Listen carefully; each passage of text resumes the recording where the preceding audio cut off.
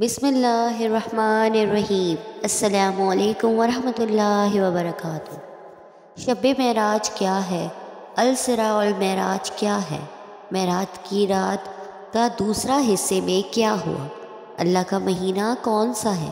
یہ پورا واقعہ ہم آپ کو اس آج کی ویڈیو میں بتائیں گے۔ الاسراء کا لغوی معنی کسی کو رات میں سفر کرانا یا رات میں سفر کرنا ہے، جبکہ شریعت میں اسراء سے مراد یہ ہے کہ جبرائیل علیہ السلام نبی صلی اللہ علیہ وسلم کو رات کے ایک حصے میں مکہ سے بیت المقدس تک لے گئے۔ اللہ تعالیٰ کا فرمان ہے، پاک ہے وہ اللہ تعالیٰ جو اپنے بندوں کو رات ہی رات میں مسجد حرام سے مسجد اقصیٰ تک لے گیا۔ معراج لغت میں بلندی کی طرف چڑھنے کے آلے کو کہتے ہیں، یعنی سیڑھی وغیرہ، جبکہ شریعت میں اس سے مراد وہ سیڑھی ہے جس کے ذریعے نبی صلی اللہ علیہ وسلم کو زمین سے آسمانوں تک لے جایا گیا۔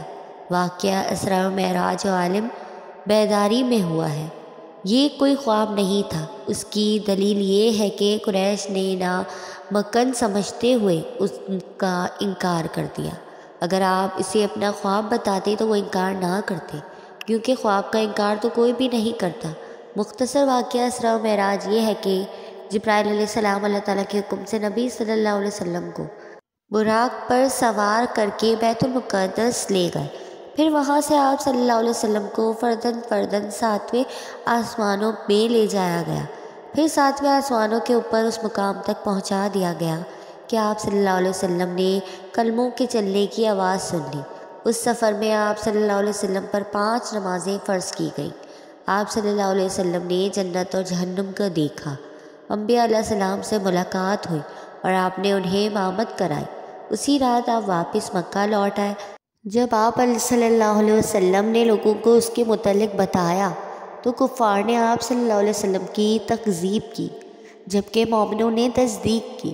البتہ کچھ لوگوں نے ترددگی کی راہ اختیار کی۔ یہ دونوں سفر ایک ہی رات میں وقوع پذیر ہوئے۔ البتہ رات کی تعیین میں اہل علم کا اختلاف ہے۔ ابن عباس اور جابر رضی اللہ تعالیٰ عنہ کی رائے میں یہ واقعہ پیر کی رات 12 ربیع الاول کو وقوع پذیر ہوا، لیکن انہوں نے سال کی تعیین نہیں کی، جبکہ زہری اور عروۃ تو رحمۃ اللہ سے مروی ہے کہ یہ واقعہ ہجرت سے 1 سال قبل رونما ہوا ہے، لیکن انہوں نے رات کی تعیین نہیں کی۔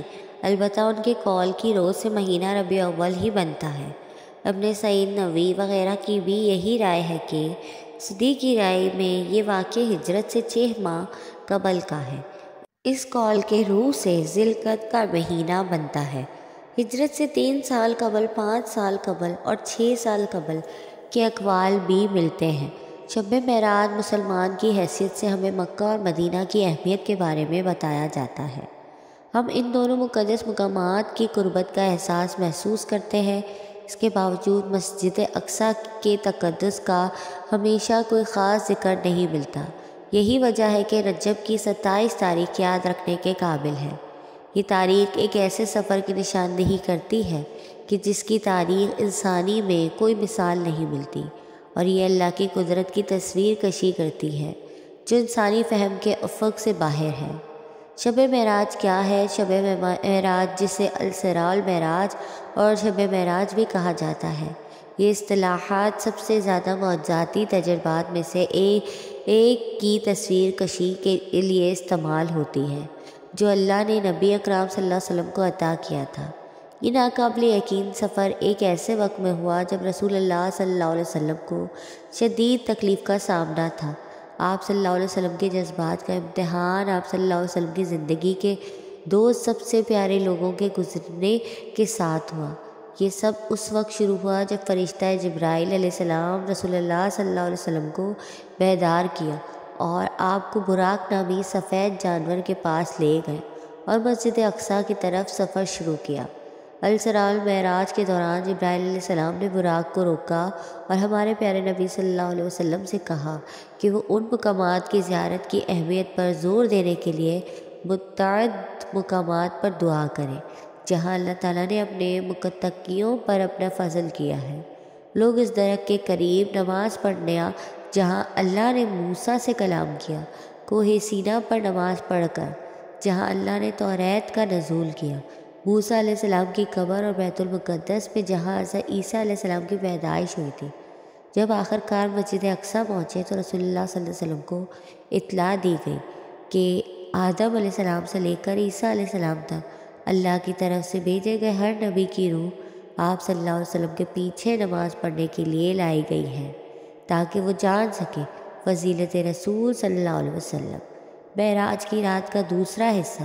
شب معراج کے دوسرے حصے میں حضرت محمد صلی اللہ علیہ وسلم جبرائیل علیہ السلام کے ساتھ آسمان پر تشریف لے کر معراج کے دوران ان ساتوں آسمانوں میں 8 انبیاء سے ملاقات ہوئی۔